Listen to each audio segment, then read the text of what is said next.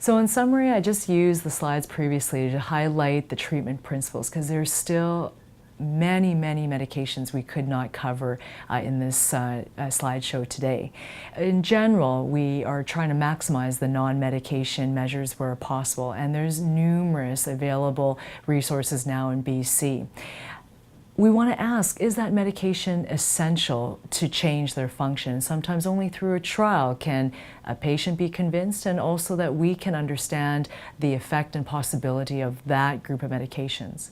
And then the question is, are the treatment goals clear? Because if they aren't clear, even starting a medication doesn't give us personal guide as to when we'll stop, taper, rotate, or discontinue altogether.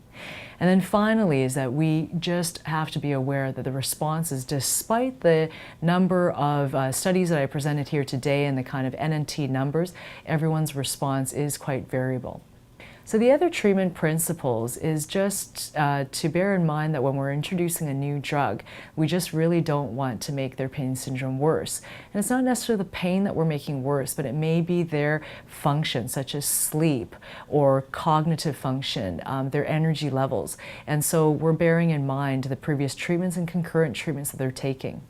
The second thing is if the medication is well tolerated, we are hoping for a shift in their pain by at least 20 to 30% to bear in mind the dosage that we're on with that medication. If there is some pain relief and there is no change in function, one has to wonder if we're going to continue with using that medication, because with every medication there's still side effects.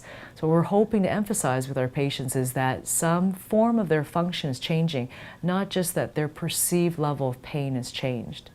And finally, if we are not seeing a huge change in their function or their pain relief, or it's minimal pain relief, this is where we might start to think about adding a second agent. Again, bearing in mind that those additive side effects can be a problem with their overall pain-related disabilities. So this final slide is just highlighting more treatment principles to keep the use of these adjunctive medications safe. So just like it is with opioid management, the 6 A's of pain management is really key. Are these medications changing their pain, their function, their mood, and are they using them appropriately? And if they are, it makes sense to actually include them in their regimen. So ultimately, we want to always review to make sure that we are seeing the effect over time. Often these medications can reach a plateau in the way they have effect, or that there may be better ways of managing their pain that they've now discovered that they don't have to rely on medication. So frequent and regular review makes sense, and that regularity is depending on the patient and how they're using it. It's important to design a future plan to taper off medications once you've made that review.